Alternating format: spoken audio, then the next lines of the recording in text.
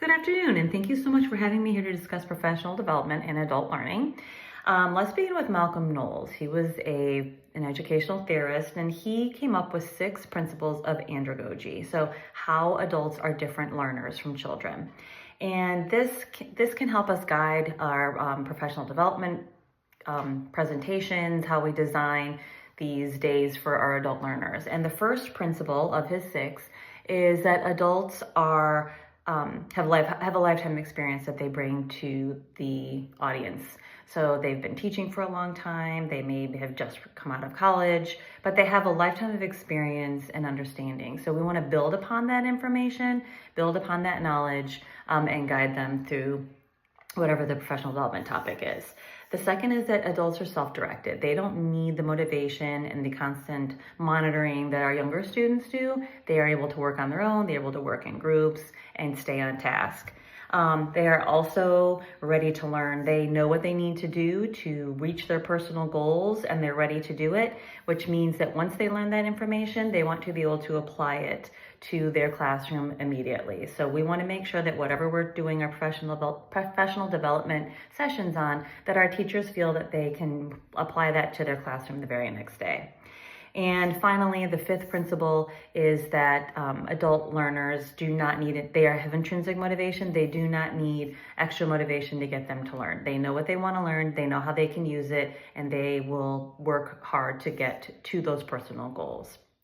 So it is important to keep these 6 principles in mind when we're creating and delivering professional development sessions, because adults don't require the same type of engagement techniques as children do.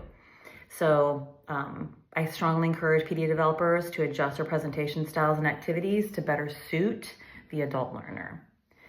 So I have 3 examples of best practices that we can use to apply to professional development sessions. So one of these is always to be designing visually appealing slides. This also applies to our younger students, but particularly to our adult learners, because if you're going to give them slides filled with words and very few images, then you may as well just emailed it to them and save them a day of planning. So make sure that the slides are appealing, that they have few words on them, and that really the slides are more of a way for you to be reminded of what you need to talk about. So you fill in the gaps, the presenter fills in the gaps, use storytelling as a technique, share personal anecdotes or anecdotes from the classroom or from other professional development sessions to keep your adult learners engaged and interested in what you're saying. It's more fun to listen to somebody who's telling stories than just reading the words off of these slides. Something else is to integrate technology into these slides. One way to do this is through something called Canva Whiteboard, where assuming you make sure that everybody in your PD has either a Chromebook or an iPad, or perhaps they can even connect with their own phone, but they are typing their responses throughout the presentation. So you may give an opportunity for an open-ended question. You may have an opportunity where they can respond to a poll that you can then jump off of and have a conversation with based on the results of that.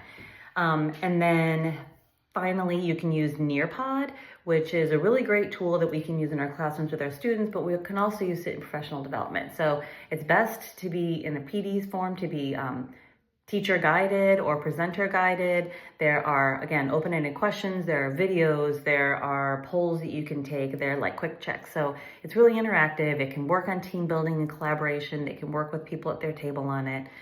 It's a great way to keep people engaged and interested in what you're doing. And then finally, the 3rd best practice is to include activities that are relevant and that are hands-on. After going through your slides presentation or your Nearpod or whatever you've done, you should give your teachers or your audience an opportunity to work through a small group challenge. They should align with the learner's needs and the topic, maybe the standards that you're working on for that professional development day. Examples of this could be role-playing classroom management scenarios, depending on what your focus is. It could be brainstorming an inquiry-based activity for that particular content area. It could even be planning a potentially cross-curricular field trip that the team might want to go on that school year.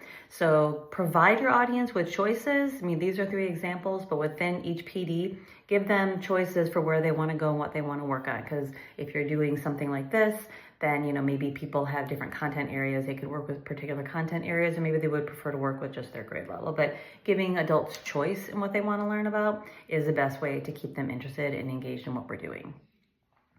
So finally, what all comes down to is, as you're a presenter, you need to be aware of presenter bias. So everybody has bias. It's intrinsic bias. You look at somebody and you have an assumption about them. So your audience is looking at you and making assumptions about you, but you are also making assumptions about your audience. Now, you may know them well, and so you can make some assumptions, but if you don't know them, then you need to be very careful to stay neutral and to be aware of your body language, to be aware of your figures of speech, the metaphors that you use, and make sure that they are applicable to really generally anybody. Use gender basic or gender neutral language, use humankind instead of mankind, things like that. You want to make sure that everybody in your audience is comfortable and knows that you want them to be comfortable, and we want to make sure that everybody is engaged for the right reasons and not for the wrong reasons. And so disregard any feelings of those preconceived ideas in order to provide an accessible and appropriate presentation for every group. Thank you so much for listening to me talk today. I appreciate it. Have a great weekend. Bye.